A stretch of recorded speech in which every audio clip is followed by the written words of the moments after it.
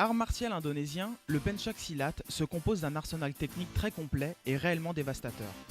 Dans cette vidéo, Frank Ropers, spécialiste reconnu, vous propose de découvrir l'art du combat à main nue indonésien ainsi que le maniement de diverses armes. Que vous soyez budoka ou non, vous trouverez dans le pencak silat des éléments martiaux introuvables ailleurs. Pour étoffer votre savoir et votre efficacité au combat, pencak silat s'impose comme un must. Cette vidéo cassette se destine à vous présenter la discipline dans sa globalité. Évidemment, seule la pratique régulière avec un professeur confirmé permet de progresser efficacement.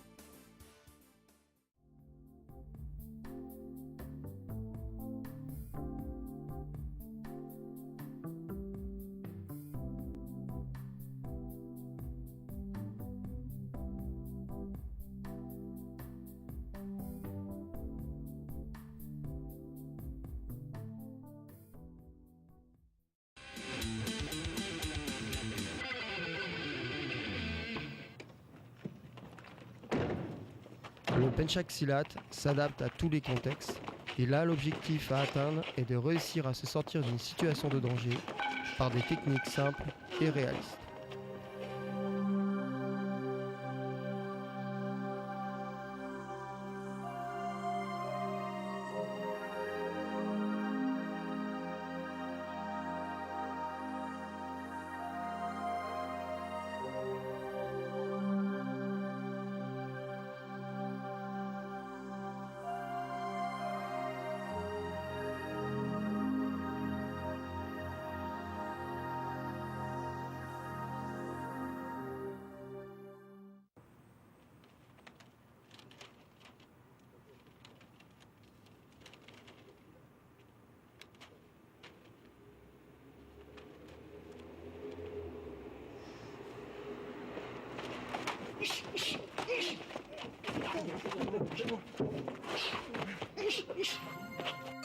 Tout objet de l'environnement quotidien, par exemple journal, peut être utilisé pour renforcer l'efficacité d'une technique.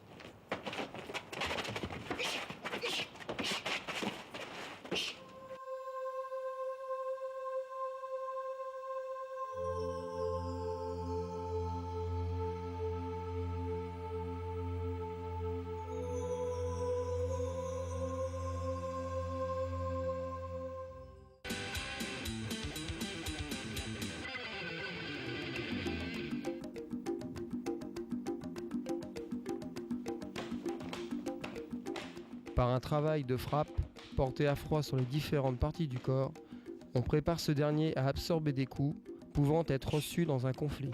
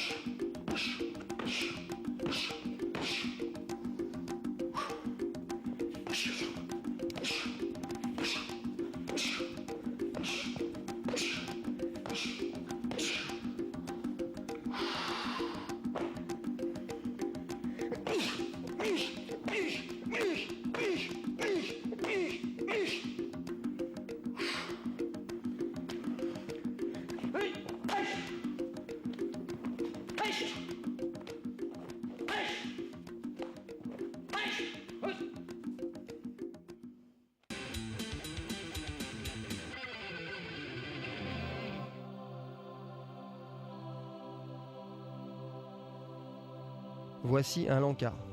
Il est l'équivalent du kata en karaté ou en judo. Celui-ci permet de perfectionner ses déplacements, ses positions et travailler la fluidité en sachant qu'ils peuvent s'exécuter avec ou sans armes.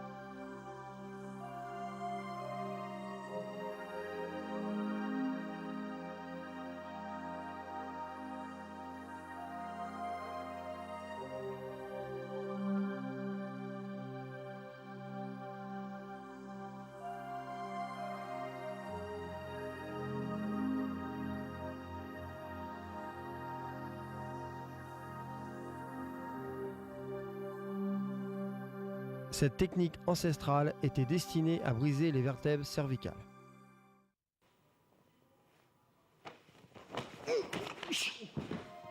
La capacité à se dégager rapidement d'une saisie est essentielle dans un combat contre plusieurs adversaires.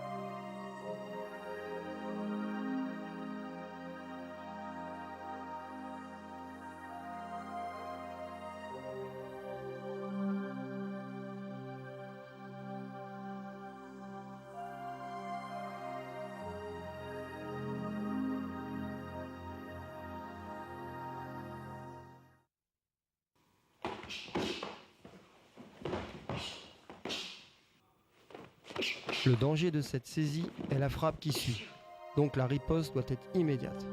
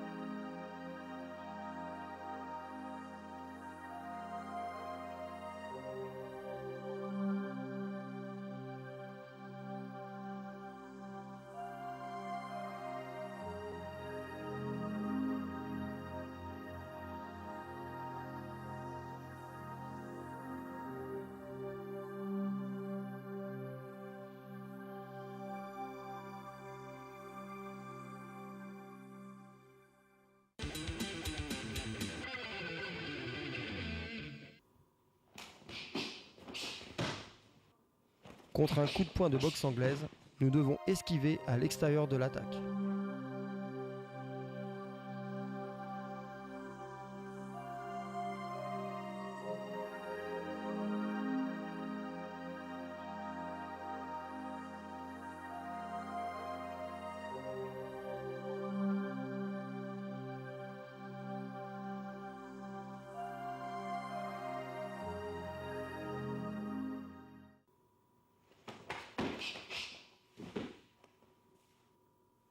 Un ou deux coups suffisent rarement à mettre hors d'état de nuire un adversaire décidé.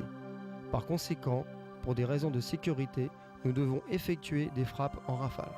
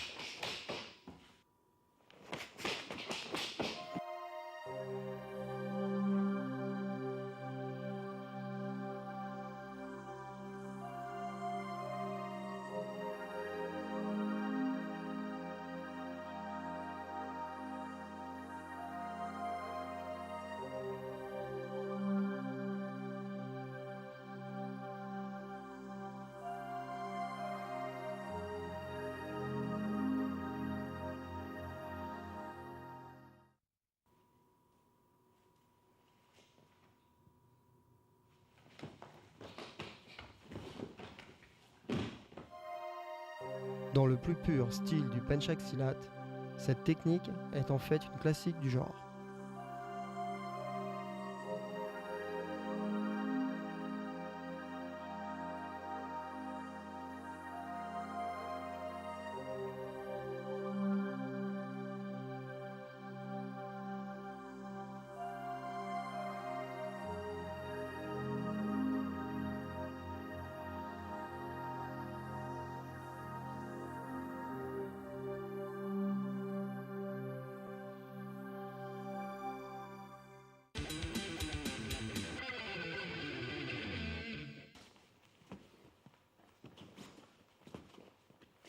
Voici les exercices spécifiques du penchak silat, destinés au travail des jambes et des hanches.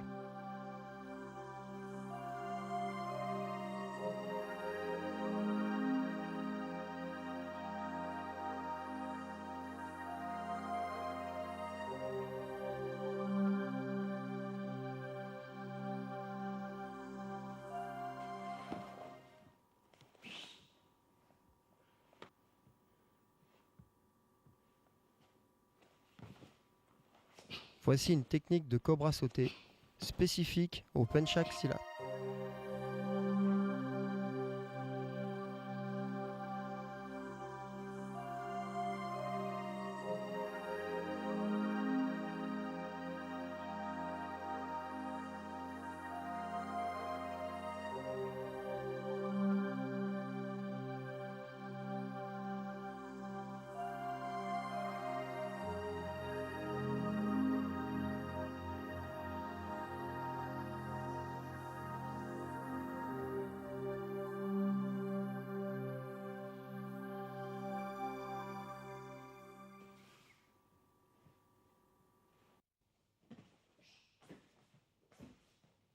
Sur ces images, je vous présente un enchaînement de descente au sol que vous verrez en application dans quelques instants.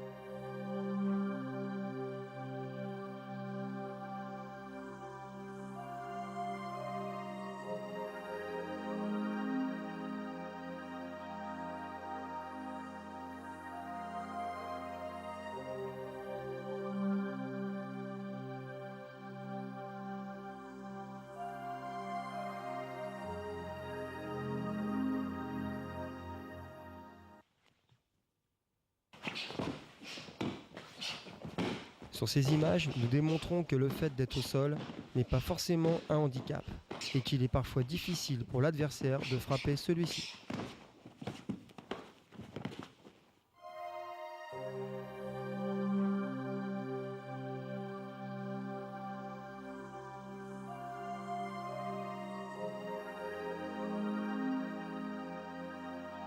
Ce mélange de coups et de techniques au sol apporte aux pratiquants souplesse et faculté d'adaptation pour parer à toute situation.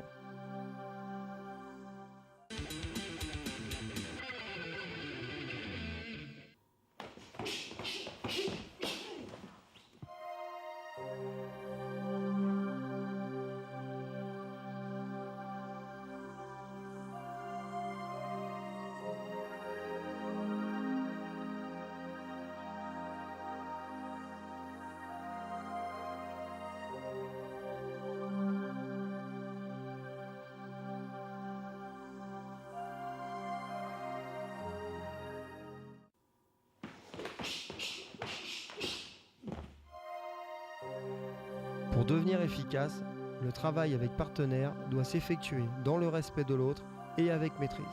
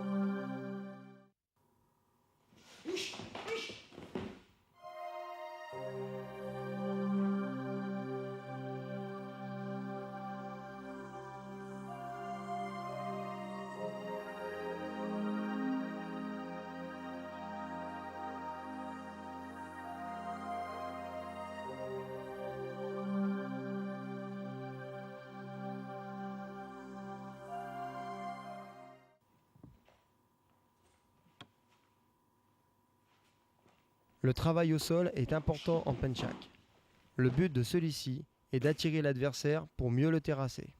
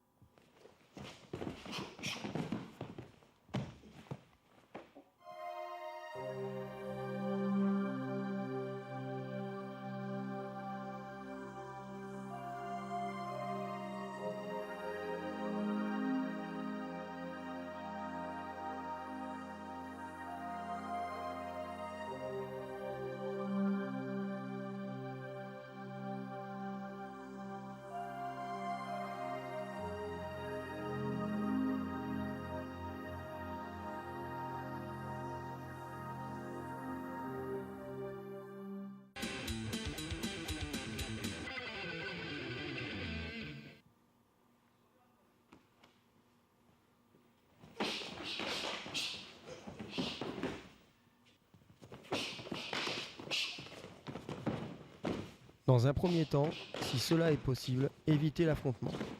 Mais si l'on sent qu'il n'y a pas d'autre solution que d'en découdre, il faut impérativement prendre l'initiative et frapper le premier sur les points vitaux.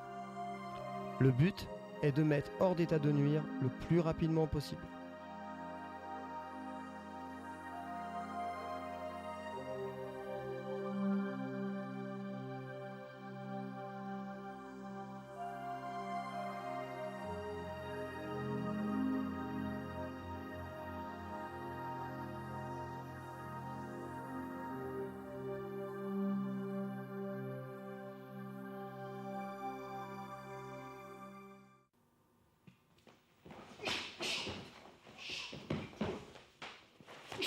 Sur cette technique, nous utilisons l'effet de surprise, à savoir que frapper celui qui est derrière est un atout majeur en penchak.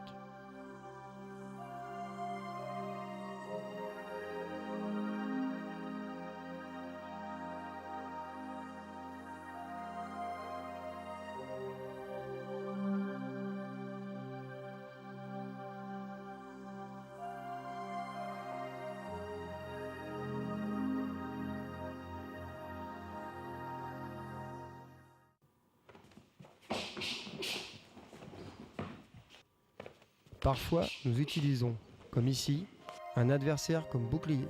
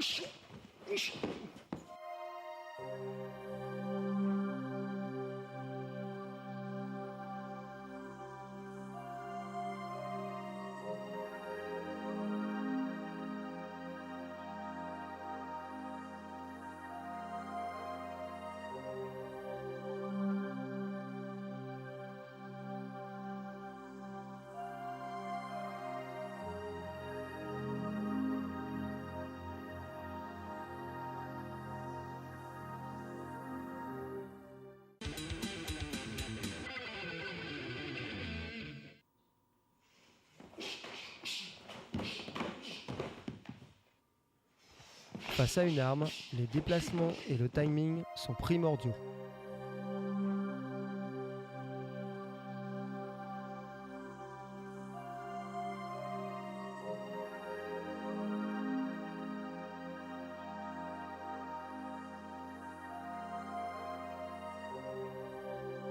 Face à une arme, la règle essentielle est de casser la distance, afin d'être hors de portée de celle-ci et surtout d'exécuter une frappe simultanée.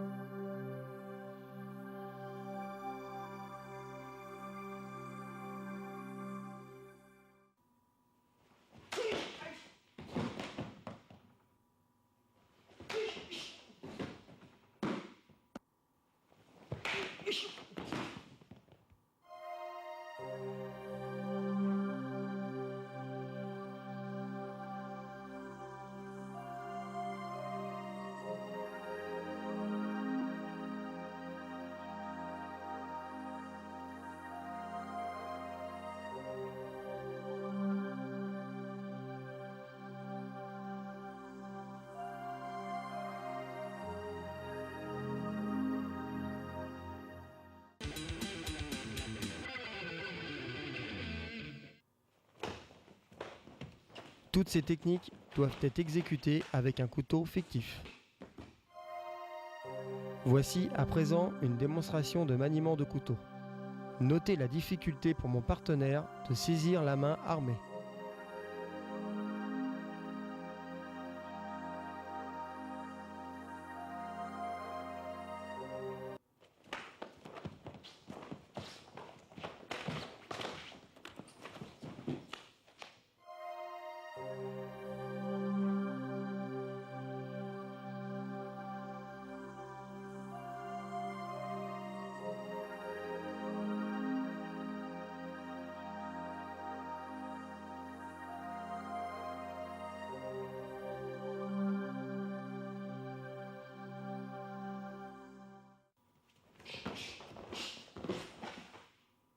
Attention, on utilise beaucoup la ruse en penchak.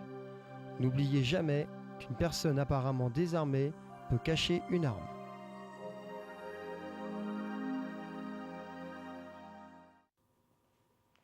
Explication technique du maniement. Pour éviter d'être désarmé, nous devons être toujours en mouvement et ramener la lame vers soi. D'où la difficulté de travailler de façon codifiée.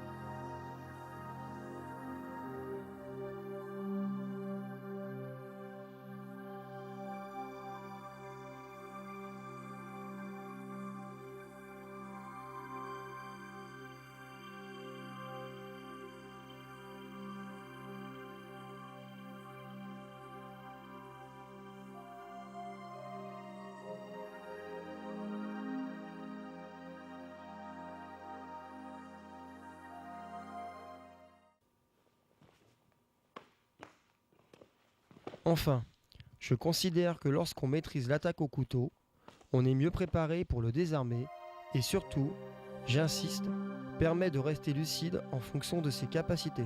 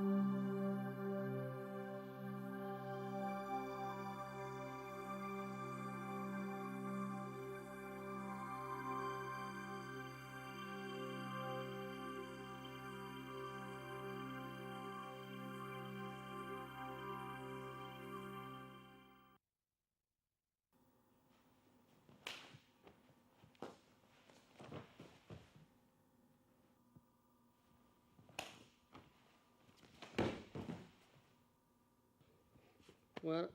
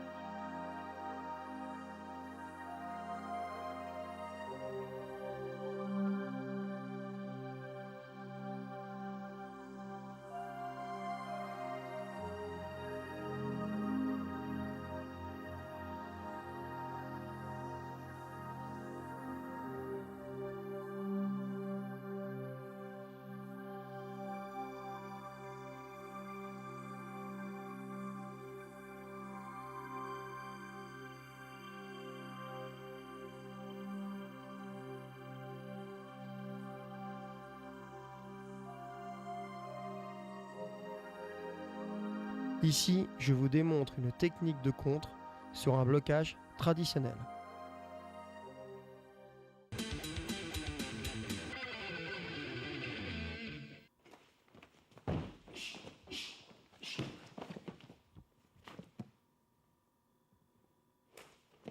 Les techniques doivent être décisives contre un agresseur armé, car il n'y a pas de seconde chance.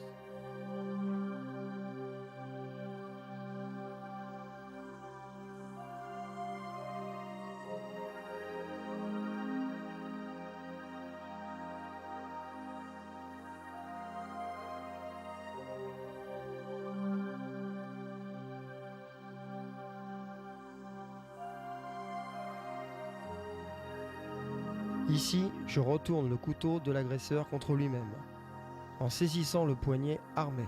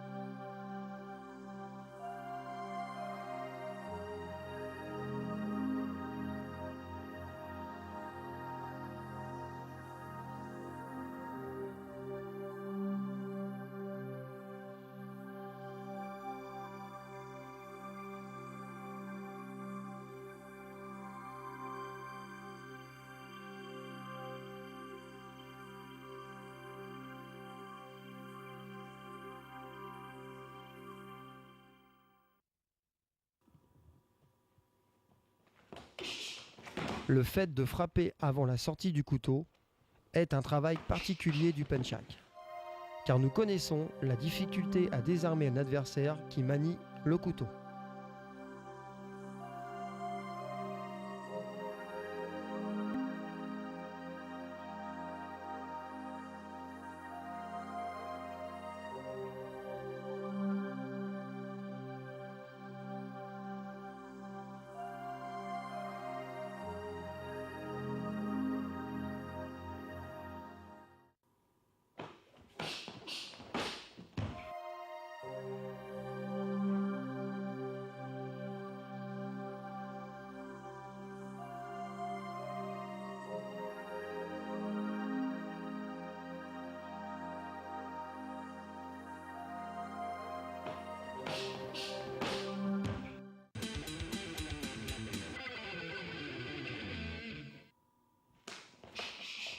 Dans notre style, l'usage des armes est utilisé une fois que les techniques à main nue sont bien enregistrées par le pratiquant.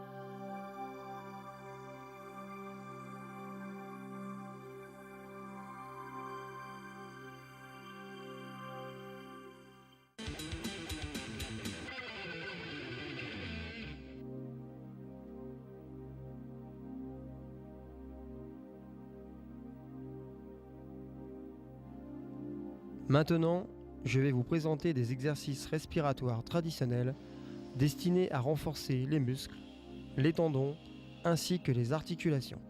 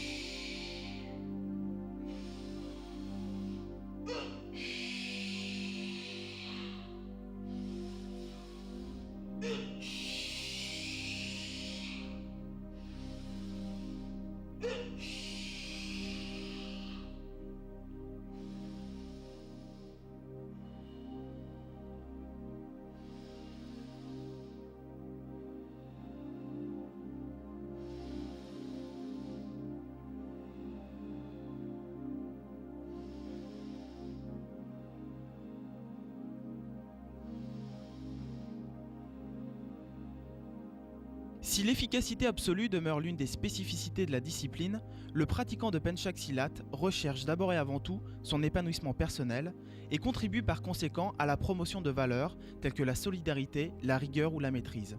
Le Penchak Silat ne doit pas détruire, mais au contraire permettre à chacun de progresser pour le bien de tous.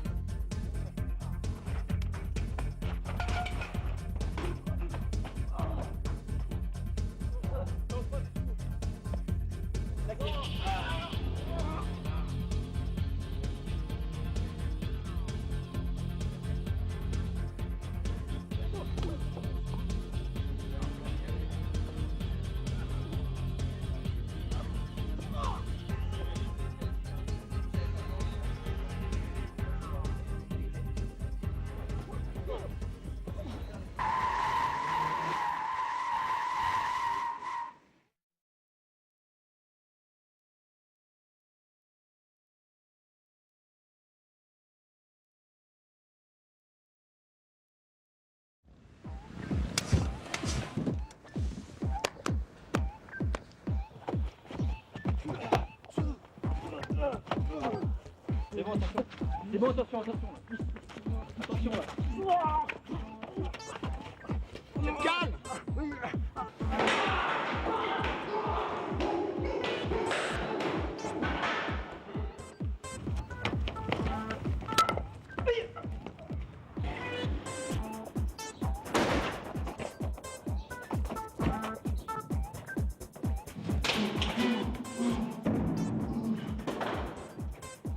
Attention, fais m'écraser.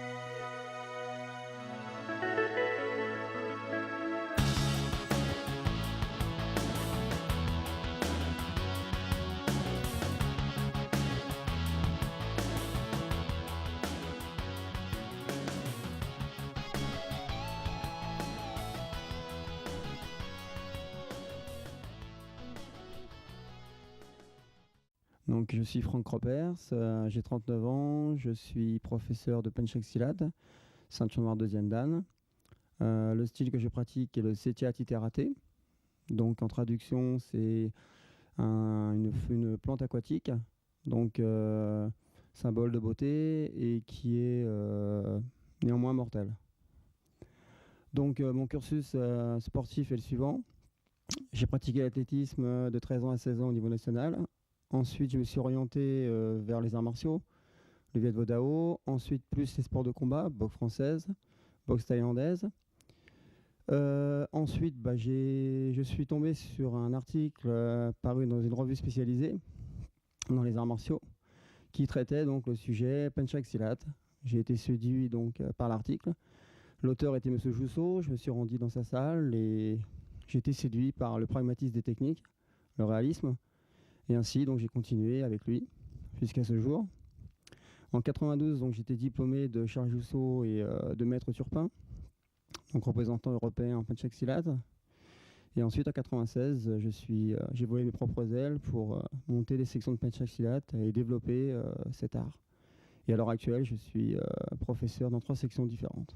Donc, le Penchak est originaire de Java, le Silat de Sumatra. Ce qu'on peut dire que c'est un art martial ancestral qui est né de l'oppression européenne que subissaient les peuples malais et indonésiens. Le Penchak Silat est arrivé en Europe avec Maître Turpin, qui était donc dans les commandos indonésiens et qui formait les combattants vietnamiens. Celui-ci s'est installé en 68 aux Pays-Bas. Aux Pays-Bas, donc, il a développé son savoir-faire et il a enseigné à des élèves, donc un élève, M. Jousso, qui est mon professeur, et qui lui donc a développé le Penchak Silat en France. Pourquoi tu t'es arrêté à cette discipline? Alors, cette discipline a la particularité de pouvoir laisser l'adepte une large liberté d'interprétation. En fait, il n'est pas du tout sclérosé et il permet aux pratiquants d'évoluer librement, d'adapter à sa personnalité et en fait par un nombre aussi impressionnant de techniques que par l'efficacité de ces techniques elles-mêmes. Et est-ce que ta discipline est bien adaptée pour la self-défense? Tout à fait. Je pense qu'elle en fait une self-défense de premier ordre, de par tout l'éventail technique, de par la recherche, les mises en situation à la salle, tout en sachant qu'il faut quand même savoir qu'il y a un concept du Penchak qui est basé sur 2 axiomes hyper importants, c'est ne pas se laisser surprendre et avoir l'esprit vif. Donc en fait, on habitue l'élève à travailler dans diverses situations, assis, allongé, assis à une table, sur une chaise, de dos contre plusieurs. Et en fait, le fait d'avoir à concevoir une éventualité de telle sorte fait que psychologiquement, ça revient un peu à la question précédente. Déjà, on travaille l'esprit. On peut concevoir une agression de telle sorte. Donc en fait, ça sera peut-être pas forcément une habitude, mais c'est quelque chose qu'on sait qui pourra arriver. Donc c'est quand même un avantage pour moi psychologique. Comment vois-tu l'évolution de ta discipline?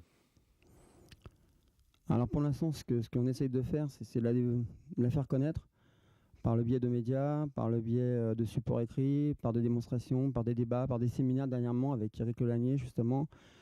Et on essaye de faire connaître les arts martiaux qui sont encore peu connus, dits exotiques pour certains. Et ce que je suis en train d'essayer de concevoir, c'est de créer une structure organisationnelle.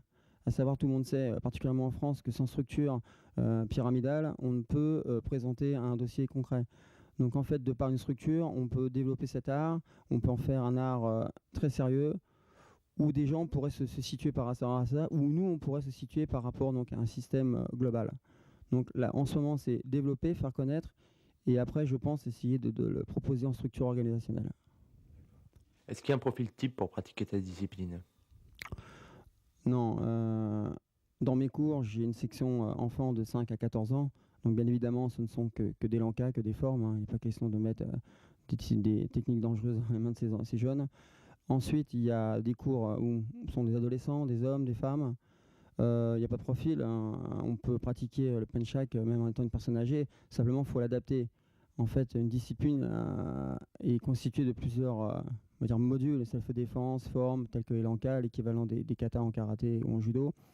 Et qu'en fait, il suffit que la personne puisse prendre une partie de ce qui pourrait lui convenir. En fait, elle peut considérer le penchak comme un loisir, comme une détente, comme un art martial, ou vraiment self-défense. Ce qui fait la richesse de l'art martial d'ailleurs. La dangerosité des techniques existe en penchak silat et dans d'autres arts martiaux qui sont basés sur l'efficacité, et on a trop tendance à dire que ça s'adresse à des gens à l'élitisme. On a souvent parlé des gens de la sécurité pour le penchak silat, pour d'autres arts aussi, et en fait on peut facilement mettre une pancarte sur ces gens-là, alors que les gens du penchak silat comme d'autres arts martiaux, même si on juge qu'ils sont durs, sont des gens qui ont quand même une philosophie. À travers mes cours, je fais passer un message fort, à savoir que c'est dangereux, justement. Donc, de par cette dangerosité, il y a un code de déontologie, quoi. On ne fait pas n'importe quoi. Il y a le respect des autres, encore plus de respect, d'avoir encore plus de respect. Je suis complètement responsable des techniques que je confie aux gens, quoi. Et derrière cet art martial, qu'est le penchak, il y a la self-défense, mais il y a autre chose. Il y a une culture à développer, et je crois que c'est essentiel, quoi. Donc, si on ne me donne pas les moyens de m'exprimer, ou de nous exprimer, je dis ça ne sera pas possible. On peut facilement nous mettre une connotation, disons, dure et violente, alors que ce n'est pas du tout le cas, quoi.